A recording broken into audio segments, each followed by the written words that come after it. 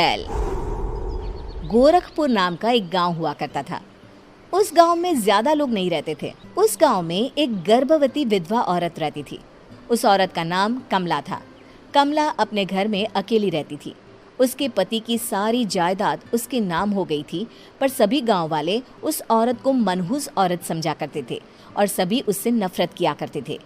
एक बार कमला राशन की दुकान पर खाने का सामान खरीदने जाती है। भैया जी, जरा 1 किलो दाल चावल देना। अरे हाय हाय हाय हाय हाय हाय! अरे मनहूस औरत, मेरी दुकान में अपशुगन करवाने आ गई क्या? हैं? चल जा यहाँ से। मैं कुछ नहीं देने वाला हूँ तुझे। भाग भाग यहाँ से, चल जा निकल। भैया जी, ऐसा मत कहिए। मैं गर्भवती हूँ, मुझे खाने की बहुत जरूरत है। मुझे खाना दे दीजिए। दुकानदार कमला को वहां से धक्के मारकर भगा देता है। तभी कमला रोते रोते उस गांव के किन्नरों के इलाके में आ जाती है। गांव वाले किन्नरों को उसी इलाके में रखा करते थे, क्योंकि वो लोग किन्नरों को पसंद नहीं करते थे और उनके इलाके में रहने से मना करते थे। तो किन्नरों ने उसी गांव में अपना एक इलाका बना लिया था। जब किन्नर लोग देखते हैं कि एक गर्भवती महिला रोते रोते उनके इलाके में आ गई है, तो सारे किन्नर कमला के पास जाकर उसका हाल पूछने लगते हैं। क्या हुआ बहन, तुम्हारी गर्भवती अवस्था में इतनी बुरी हालत कैसे? तुम रो क्यों रही हो? तुम डरो मत, हम तुम्हें कोई नुकसान नहीं पहुंचाएंगे। तुम शांत होकर सब बताओ कि हुआ क्या है। मैं कमला हूँ। मैं गांव के दूसरे इलाके से आई हूँ। 2 महीने पहले ही मेरे पति की मौत हुई है। मुझे गांव के लोग मनहूस मानते हैं, क्योंकि मैं विधवा हूँ और गर्भवती भी। वहाँ के लोग मुझे खाने के लिए कुछ बेचने के लिए भी तैयार नहीं, जिससे मेरा गुजारा नहीं हो रहा था। कोई बात नहीं कमला, हम तुम्हारा ख्याल रखेंगे। किन्नर लोग कमला को एक खाली घर में रहने के लिए जगह दे देते हैं और उसकी देखभाल भी करते हैं। कुछ ही महीने बाद कमला अपने बच्चे को जन्म देती है, पर अफसोस, कमला बच्चे को जन्म देते ही अपनी जान गंवा देती है। जब सब किन्नर बच्चे को देखते हैं तो बहुत खुश हो जाते हैं, क्योंकि वो बच्चा भी किन्नर ही था। कमला ने एक किन्नर बच्चे को जन्म दिया था। अब इस बच्चे की देखभाल कौन करेगा? हम तो इस बच्चे को गांव के दूसरे इलाके में भी नहीं भेज सकते। और तो क्या हुआ, इस बच्चे की माँ नहीं रही तो हम इसे पालेंगे।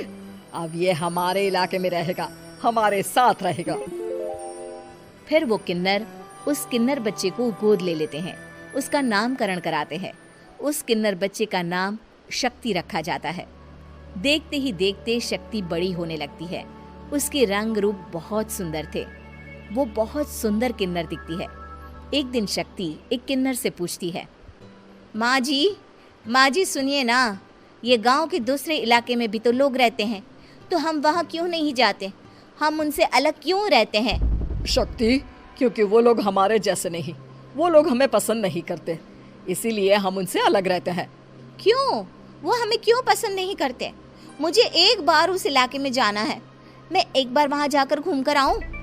शक्ति, खबरदार, जो तू उस इलाके में कभी भी गई तो अपनी जान नहीं गंवाना चाहती तो उस इलाके में कभी कदम भी नहीं रखेगी, समझी? इतना कहकर वो किन्नर वहाँ से चली जाती है। शक्ति उस किन्नर की बात सुनकर बहुत रोती है। माँ जी, ऐसा कैसे कह सकती है? उन्होंने इतनी सी बात के लिए मुझे इतना डांटा। अब तो मैं उस इलाके में ज़रूर जाऊंगी। फिर एक दिन शक्ति गांव के दूसरे इलाके में चुपके से जाती है। ये लोग तो हमारे जैसे ही इंसान हैं, तो ये हमसे नफरत क्यों करते हैं? जब शक्ति उस इलाके में पहुंचती है तो गांव के सारे आदमी उसके रूप से मोहित हो जाते हैं। वो लोग ये अंदाज़ा नहीं लगा पाते कि वो किन्नर है। शक्ति की सुंदरता देखकर सारे गांव वाले उसकी तारीफ करने लगते हैं। तभी गांव का चक्कर लगाने गांव के जमींदार का बेटा हर्ष वहां पहुंचता है। हर्ष भी दिखने में बहुत सुंदर होता है। जब हर्ष ने शक्ति को देखा तो वो भी उससे मोहित हो गया, और जब शक्ति की नज़र हर्ष पर पड़ी तो वो हर्ष को देखकर मोहित हो गई। आपको पहले कभी इस गांव में देखा नहीं। इस गांव में आप नए हैं क्या? जी नहीं, वो मैं बस। तभी शक्ति बोलते बोलते रुक जाती है और मन में सोचने लगती है, अगर मैंने इनको बता दिया कि मैं दूसरे इलाके से आई हूँ तो वो समझ जाएंगे कि मैं किन्नर हूँ, इसलिए मुझे इनसे झूठ ही बोलना पड़ेगा। शक्ति हर्ष को कहती है, जी हाँ, मैं इस गांव में नई आई हूँ, यहाँ अकेली रहती हूँ। वैसे आप कौन है? आप भी इसी गांव में रहते हैं? जी हाँ, मैं इस गांव के जमींदार का बेटा हूँ। आपको किसी भी चीज की जरूरत पड़े तो आप मुझे बता देना, मुझे अच्छा लगेगा। ऐसे ही शक्ति और हर्ष एक दूसरे से रोज मिलने लगते। वो दोनों अपने प्यार का इजहार करने एक दूसरे से मिलने जाते हैं। तभी शक्ति का पीछा करते करते एक किन्नर वहां आ जाती है। शक्ति, मैं तुमसे बहुत प्यार करता हूँ। मैं तुमसे शादी करना चाहता हूँ। क्या तुम मुझसे शादी करोगी? हाँ हर्ष, मैं तुमसे शादी करूँगी, पर मैं तुमको अपने बारे में एक सच्चाई बताना चाहती हूँ जो मैंने तुमसे छुपा कर रखी है। तभी उनके बीच में ही वो किन्नर आ जाती है। शक्ति, तेरी हिम्मत कैसे हुई ऐसा करने की? वो किन्नर शक्ति को खींचकर गांव के जमींदार के पास ले जाती है। हर्ष भी वहां शक्ति को बचाने के लिए पहुंच जाता है। जमींदार शक्ति और हर्ष के प्यार के बारे में सुनकर गुस्से में आ जाता है और शक्ति को गांव के बाहर निकालने की सजा देता है। शक्ति ये बात सहन नहीं कर पाती और कुएं में कूदकर अपनी जान दे देती है। जमींदार हर्ष की शादी गांव की एक लड़की से करवा देता है, पर हर्ष इस शादी से खुश नहीं होता। शक्ति अपना बदला लेने के लिए मरने के बाद किन्नर चुड़ैल बन जाती है। अब मैं इन गाँव वालों को नहीं छोड़ूंगी, अब इनसे मैं अपने प्यार का बदला लूंगी। किन्नर चुड़ैल गांव वालों को परेशान करना शुरू कर देती है। एक बार वो रात को गांव के खेतों में पहुंच जाती है और वहां आग लगा देती है। सारी फसल जल के राख हो जाती है। जब एक आदमी रात को उठकर देखता है कि खेत में आग लग गई है तो वो वहां पहुंच जाता है। वो देखता है कि खेतों के बीचों बीच एक किन्नर चुड़ैल खड़ी है और वहां खड़े होकर ताली बजा रही है। गांव वाला किन्नर चुड़ैल को देखकर बेहोश हो जाता है। जब सुबह उस आदमी को होश आता है तो वो सीधा जमींदार के पास जाता है। अरे जमींदार साहब, अरे वो किन्नर चुड़ैल ने मेरी सारी फसल जला दी। अब मैं क्या करूंगा? क्या होगा मेरा?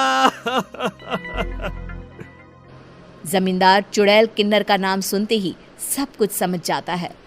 अब वो बहुत डर जाता है। उसी रात को जब जमींदार डर के मारे अपने कमरे में सो नहीं पाता, तभी वहां अचानक से किन्नर चुड़ैल आ जाती है।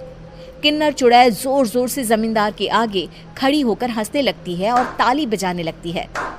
जमींदार उस डरावनी किन्नर चुड़ैल को देखकर बहुत डर जाता है। तूने मेरे साथ बहुत बुरा किया, अब मैं तुझे जान से मार दूंगी। नहीं नहीं नहीं नहीं, नहीं। मुझे माफ कर दो, मुझे मत मारो। मैं कभी ऐसा दोबारा नहीं करूंगा। अब तुम जो बोलोगी वही मैं करूंगा। ठीक है, मैं चाहती हूँ कि किन्नर इलाका गांव के इलाके से जुड़े और गांव का कोई भी आदमी किन्नर समाज से द्वेष ना करे, उससे नफरत ना करे, नहीं तो मैं सारे गांव को मार दूंगी। और तुम गांव में एक नया कानून बनाओ कि अगर किसी ने भी किन्नर समाज को हानि पहुंचाने की कोशिश भी करी या इनसे भेदभाव करने की भी कोशिश करी तो उनको कड़ी से कड़ी सजा मिलेगी। हाँ हाँ हाँ हाँ, मैं ऐसा ही करूंगा। तुम जो बोलोगी वो मैं करूंगा, पर मुझे जाने दो प्लीज। तब वो किन्नर चुड़ैल वहां से चली जाती है। गांव का जमींदार किन्नर चुड़ैल का कहा मानते हुए दोनों इलाकों को एक कर देता है और नया कानून भी लागू कर देता है। तब से वहां किन्नर समाज और बाकी गांव वाले शांतिपूर्वक रहने लगते हैं।